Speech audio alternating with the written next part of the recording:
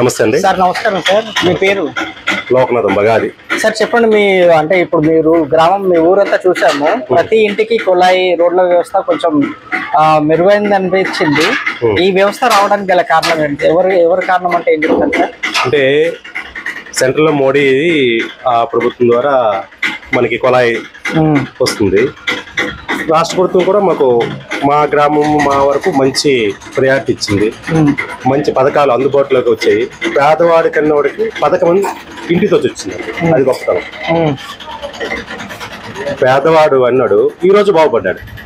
ఎలా బాగుపడ్డంటే పెద్దోళ్ళు చెడిపోయారు అనిపించుకుందుకు పెద్దోళ్ళ చేతి నుండి చిన్నోళ్ళ చేతికి వచ్చింది. కానీ ఇప్పుడు ప్రజెంట్ ఏంటంటే చిన్నోళ్ళ చేతులకి పెద్దోళ్ళు చూడవలసి వస్తుంది. కాబట్టి పెద్దోళ్ళకి కొంచెం బాధకరంగా ఉండదు. కానీ కాకపోతే ప్రభుత్వం వచ్చే పథకం డైరెక్ట్ నేరుగా ఇంటికి వస్తుంది. ఒకరికి కాదండి, చాకలికి వస్తుంది, మంగళకి వస్తుంది. అలాగే చదువుకున్న విద్యార్థులకి మంచి విద్య.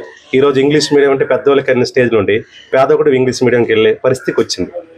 విద్యా వైద్యం బాగుపడితే దేశం బాగుపడుతుంది కదా సార్. అంతే కదండి, విద్యా వైద్యం వచ్చిందా దేశం బాగుపడుతుంది.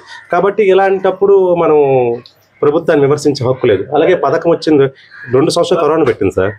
కరోనాలో మా గ్రామం వరకు చెప్తాం, ఎక్కడికి వచ్చిందో రాలేదు. మా గ్రామంలో కావలసినంత రైస్ 3 కోటాలు సెంట్రల్ గవర్నమెంట్ స్టేట్ గవర్నమెంట్ వచ్చి ఆ రైస్ ఇచ్చి కనీసం తినడానికి తిండి దొరికింది. కరోనాలో నేను కరోనా బాధపడ్డానండి.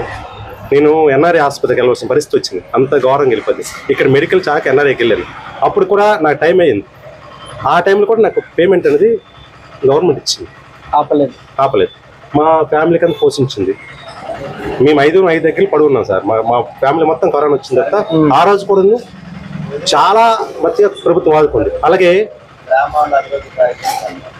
అండి ఈరోజు ఆ కరోనా టైంలో ప్రతి ఇంటికి కూడాను అంటే బయటికి వెళ్ళకుండా, మా శ్రీకాకుళం జిల్లా అంటే బానిసత్వం కదా, ఎక్కడికి వెళ్ళిపోయి వలసలు నడిచి వచ్చిన చాలా మంది మా గ్రామం నడిచి వచ్చారు సార్. బెల్లూరు నుండి, చెన్నై నుండి, ముంబై నుండి నడిచి వచ్చి చేరుకుందరికి ఇక్కడికి వస్తే హాయి అనిపించింది. ఎందుకు? వాళ్ళకి తినడానికి బత్యం దొరికింది, హాయిగా ఉంది, నీరు ఉంది, మందులు ఉన్నాయి. ప్రతి ఇంటికి కిట్టు 2,000 రూపాయలు, 2,100 రూపాయలు కిట్టు ప్రతి ఇంటికి. నీ కరోనా వచ్చి జలుబు చేస్తే వెంటనే వచ్చి పడిపోయింది కిట్టు. మీరు అంతకన్నా మేలు కరోనా టైంలో మేలు జరిగింది. ఆ తర్వాత ప్రభుత్వం టైం మంచి అంటే కొంతమంది జనాలు రోడ్లు బాగోలేదని విమర్శిస్తున్న కారణం 2 సంవత్సరాలు ప్రభుత్వం చేయడానికి పథకాలు అంటే చేస్తున్నారు. పథకం ఏది ఆగలేదు. కరోనా టైంలో పథకం ఆగలేదు. అది 2 సంవత్సరాలు ప్రభుత్వం నడపడానికి టైం చాలలేదు. 3 సంవత్సరాలు నడిపిన తర్వాత ప్రతి ఒక్కరికి ఇప్పుడు బిల్స్ అన్ని ఏవీ ఆగలేదే. ఇప్పుడు అన్ని బిల్స్ అయిపోయి వర్క్ బిల్స్ అన్ని కూడా కంప్లీట్ అయిపోయింది. మనకి ఇంకేవాలి? చరిత్రలో ఎప్పుడు లేనట్టుగా అన్ని పార్టీలు కూటమి చెంది ఒక్క పార్టీ మీద పోటీకి సిద్ధంగా ఉన్నాయి. ఇప్పుడు దీనివల్ల ఏమన్నా నష్టం కలిగే కారణం ఉందంటారా? ఎలక్షన్స్ టైంలో వైఎస్ఆర్సీపీకి ఏం జరగదు సార్. ఒంటరికి వెళ్ళడం కరెక్ట్గా వెళ్ళాడు. ఇప్పుడు కాదు ఒంటరి. అప్పుడు సోనియా గాంధీ ఒంటరి చేసింది. అంటే ఈయన చేసే పని బాగోలేదని సోనియా గాంధీ వెనక్కి చేసింది. ఇప్పుడు బీజేపీ ఒంటరి చేయలేదు. కాకపోతే ఈయన ఎవరిని కూటమి అడగలేదు కాబట్టి, కూటమి అడగకుండా వెళ్ళాడు కాబట్టి నేను నా పరిస్థితి ఈసారి చూసిన తర్వాత నెక్స్ట్ కూటమికి వెళ్తాడు.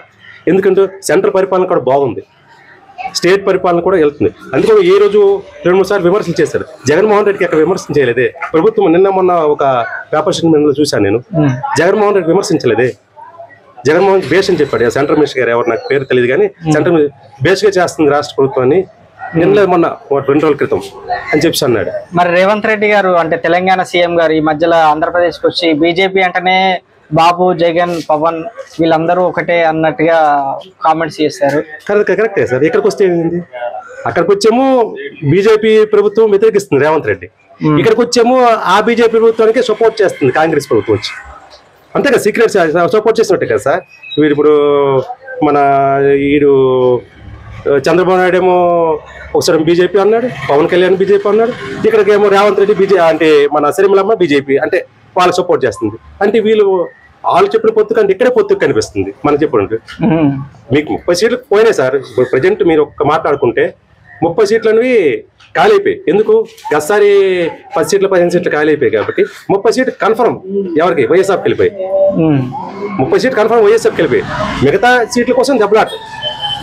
30 సీట్లు కన్ఫర్మ్ అండి వైఎస్ఆర్కి. ఇంకా మిగతా ఎన్ని ఉన్నాయి? 30 145 ఉన్నాయి.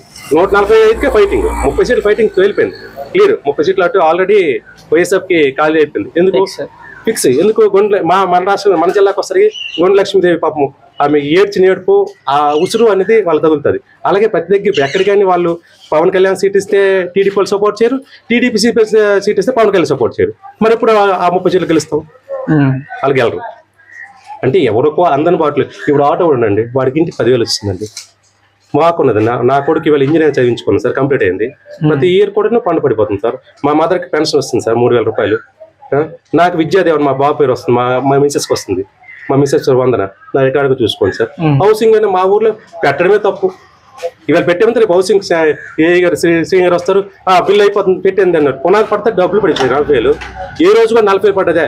గత ప్రభుత్వంలో మేము కష్టపడితే 27 పడతానికి 33 సార్లు 4 లంచాలు ఇస్తే కానీ పర్లేదు. ఇవాళ లంచం లేకుండా 200 పెన్షన్ వచ్చాడు. రాజశేఖర రెడ్డి ఉన్నప్పుడు కూడా పెన్షన్ వస్తే 200 రూపాయలకి 10 రూపాయలు 5 రూపాయలు సీక్రెట్ వెళ్ళి సార్. ఇప్పుడు లంచ వ్యవస్థ అనేది పూర్తిగా నిర్మూలమైంది సార్. భయపడతారు ముందుల.